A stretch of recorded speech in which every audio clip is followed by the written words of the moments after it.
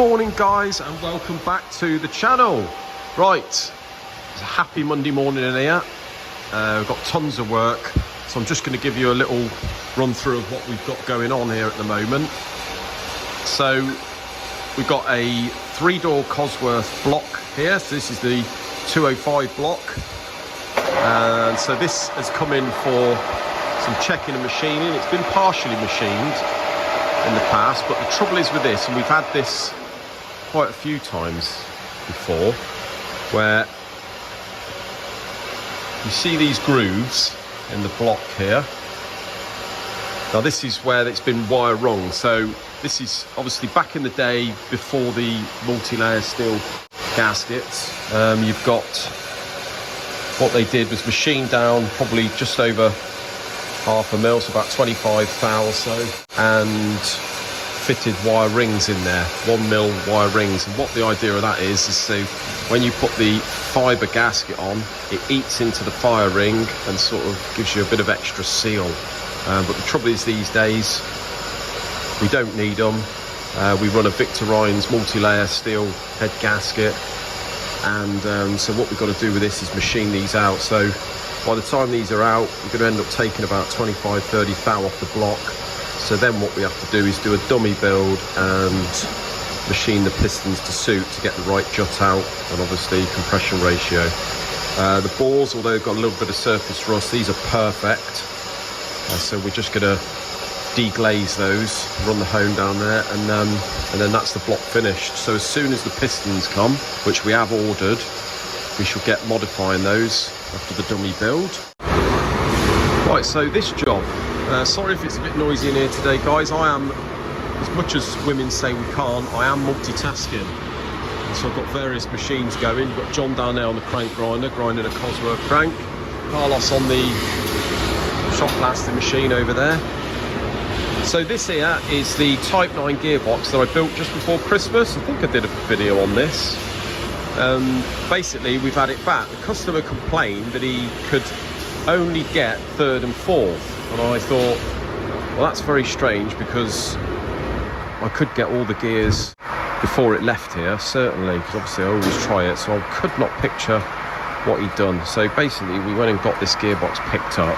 First things first, I took the top off, obviously had a look in there, make sure the selectors all looked as they should, which they did and do.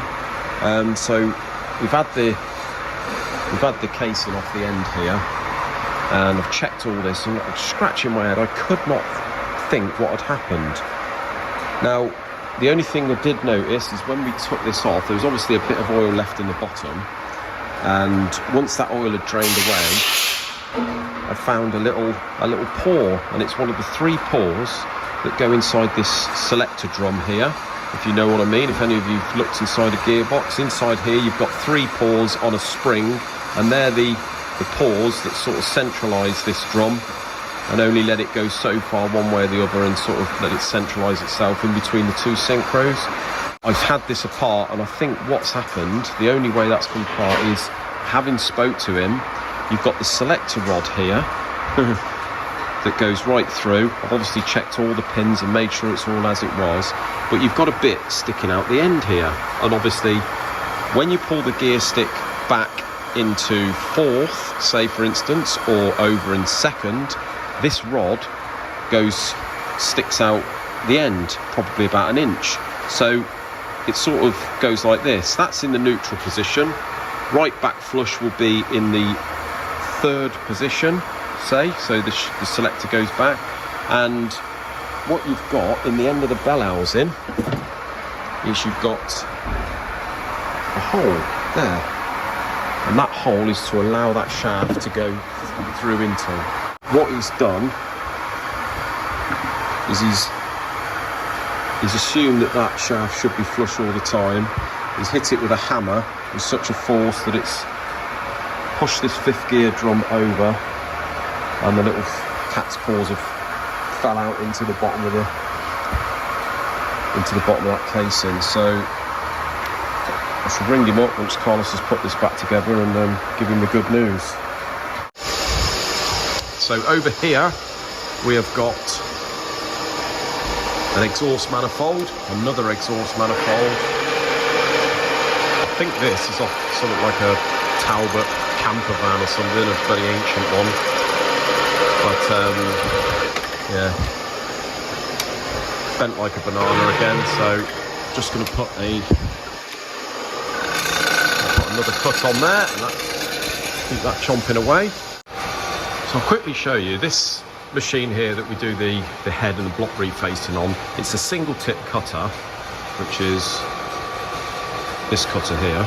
As you can see, it's got a sort of bonded in tip, and what we have to do periodically is give this a face. So you can see there I've sort of dressed it on the stone, just give it a sort of the right clearance, and give it a little cutting tip, and that's good to go again. We don't have to do this very often, probably once every month or so. Right, so over here in the rebore section, you can see we've got a block being rebored at the moment. This is from a customer that we gained last year, and he brings these 6-cylinder blocks in to be bored out 4mm on each bore. So I'm not quite sure what. He's using an 84mm piston to go in the bore, and it's obviously an 80 to start with.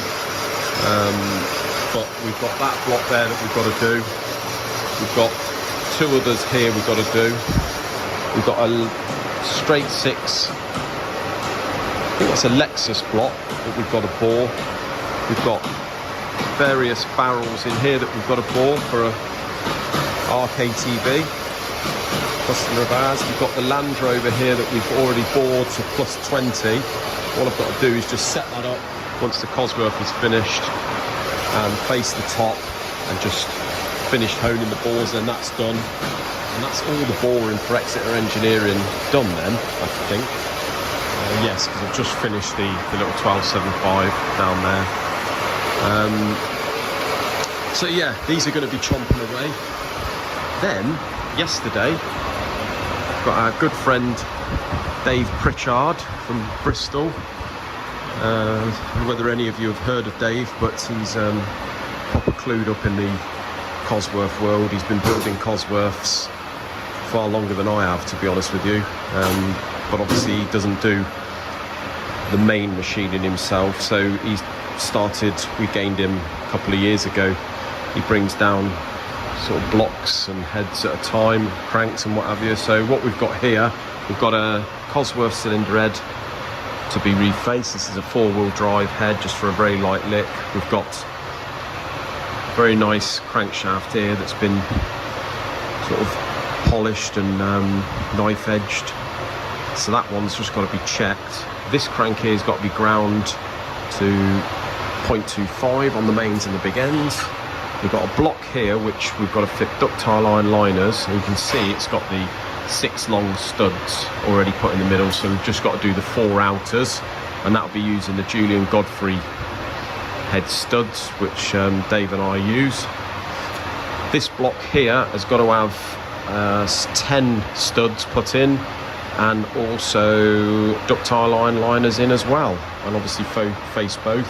We've got a set of trick rods here that he's using and pistons to go with this block, so we've got enough work there. And of course, Dave being Dave wants all this done by the weekend, so thanks very much for that, Dave, bless him. But no, top bloke, great engine builder. So we've got the electrician in, putting a new single phase lighting circuit in. So as you can see, this part of the workshop is still unlit, so I can't really go any further. But as you can see, the Talbot exhaust manifold has been faced. And what have we got on here? Under the TD5 manifold. So we've got another 2 of these come through the post. I'm not sure they're off yet, whether it was one of you YouTube watchers. Bless you. Thank you very much. But yeah, so I've got this one set up, partially faced, but didn't go any further until we get the lighting back, to be honest. So there we go, we've got the gearbox back together, and if I show you, 1st, 2nd, 3rd, 4th, into 5th, and down, over into reverse. So we've got all the gears. So as I said, the cat's paws in there which keep the synchro located. Because he tapped the shaft over and they had dislodged, I don't know whether one of them got sort of trapped somewhere so it wouldn't go over into first and second and fifth. I don't know, but as I say, all we've done is put those back in, put the casing back on, and we've got all the gears. So there we go, that's that one done. Well, thanks a lot for watching, guys. Until another video, like, subscribe, and I'll see you again. Cheers.